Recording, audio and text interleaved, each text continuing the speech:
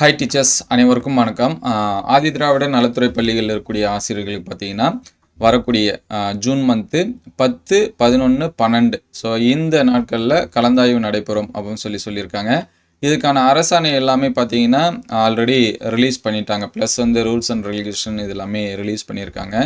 கலந்தாய்வின் போது நிர்ணயிக்கப்பட்ட வழிகாட்டு நெறிமுறைகள் கண்டிப்பாக பின்பற்ற வேண்டும் அப்படின்னு சொல்லியிருக்காங்க.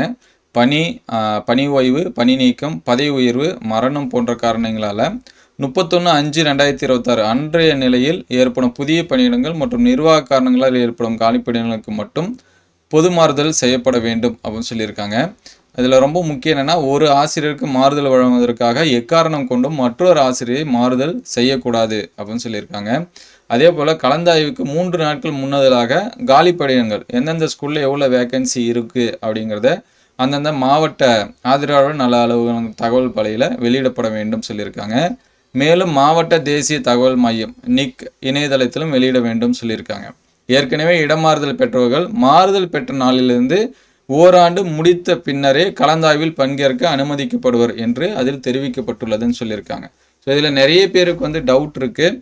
இதில் பார்த்தீங்கன்னா ஒரு சில அந்த இதெல்லாமே கொடுத்துருக்காங்க. இது வந்து யார் யாருக்கு பொருந்தும், யார் யாருக்கு பொருந்தாது அப்படிங்கிற டீட்டெயில்ஸும் கொடுத்துருக்காங்க. அது எல்லாமே அந்த எஸ்ஓபியில் நமக்கு வந்து கொடுத்துருக்காங்க, என்னென்ன வந்து செய்யணும் செய்யக்கூடாது அப்படிங்கிறது.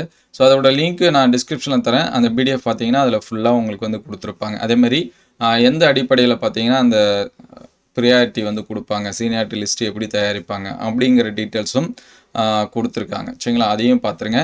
ரொம்ப முக்கியம் என்னென்னா இந்த ஓராண்டு அந்த அப்படிங்கிற விஷயம் புதிதாக பணியில் சேர்ந்தவங்களுக்கு வந்து இல்லை அப்படிங்கிற மாதிரியுமே அதில் வந்து கொடுத்துருக்காங்க. ஸோ உங்களுக்கு வந்து டவுட் இருந்துச்சு அப்படின்னா அந்த லிங்க் பிடிஎஃபோட லிங்க் டிஸ்கிரிப்ஷனில் தரேன், நீங்கள் வந்து டவுன்லோட் பண்ணி பார்த்துங்க. உங்களுக்கு ஏதாவது டவுட் இருந்தாலும் கமெண்ட் பண்ணுங்கள். Thank you all.